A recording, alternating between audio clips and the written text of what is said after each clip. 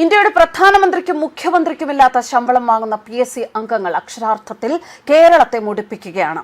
PSC ചെയർമാനും അംഗങ്ങൾക്കും നൽകി വരുന്ന അതിഭീമമായ ശമ്പളം വെട്ടിക്കുറയ്ക്കാൻ സർക്കാർ തയ്യാറാവണമെന്ന് കോൺഗ്രസ് നേതാവ് ചെറിയാൻ ഫിലിപ്പ്.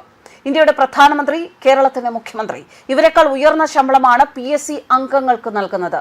2025 ശമ്പള പരിഷ്കരണ പ്രകാരം PSC ചെയർമാൻ വാങ്ങുന്നത് 4.1 ലക്ഷം രൂപ, അംഗങ്ങൾക്ക് 4 ലക്ഷം രൂപ.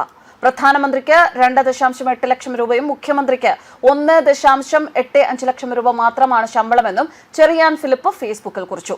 ചെറിയാൻ ഫിലിപ്പിന്റെ ഫേസ്ബുക്ക് കുറിപ്പ് ഇങ്ങനെ: PSC ചെയർമാനും അംഗങ്ങൾക്കും നൽകി വരുന്ന അതിഭീമമായ ശമ്പളം വെട്ടിക്കുറയ്ക്കാൻ സർക്കാർ തയ്യാറാവണം. ഇന്ത്യൻ പ്രധാനമന്ത്രി, കേരള മുഖ്യമന്ത്രി എന്നിവരെക്കാൾ ഉയർന്ന ശമ്പളമാണ് PSC അംഗങ്ങൾക്ക്. 2025 ശമ്പള പരിഷ്കരണ പ്രകാരം PSC ചെയർമാന് 4.1 ലക്ഷം രൂപയും അംഗങ്ങൾക്ക് 4 ലക്ഷം രൂപയുമാണ് മൊത്ത ശമ്പളം. പ്രധാനമന്ത്രിക്ക് 2.8 ലക്ഷം രൂപയും മുഖ്യമന്ത്രിക്ക് 1.85 ലക്ഷം രൂപയും മാത്രമാണ് ശമ്പളം. PSCയുടെ വിശ്വാസ്യത വീണ്ടെടുക്കാൻ സർക്കാർ ശക്തമായ നടപടികൾ സ്വീകരിക്കണം.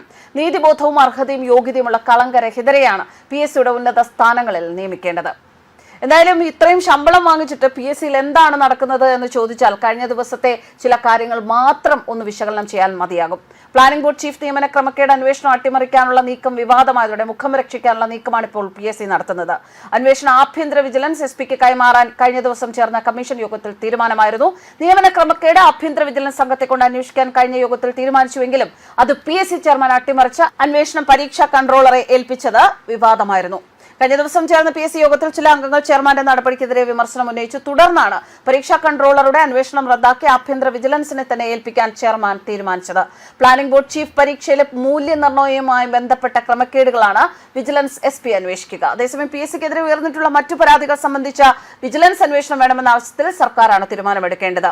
പ്ലാനിംഗ് ബോർഡ് ചീഫ് തസ്തികയിലേക്ക് നടത്തിയ പരീക്ഷയിലെ 10 ചോദ്യങ്ങൾക്ക് മാർക്കിടാതെ റാങ്ക് ലിസ്റ്റ് തയ്യാറാക്കി നിയമനം നൽകിയതും വിവാദത്തിലാണ്.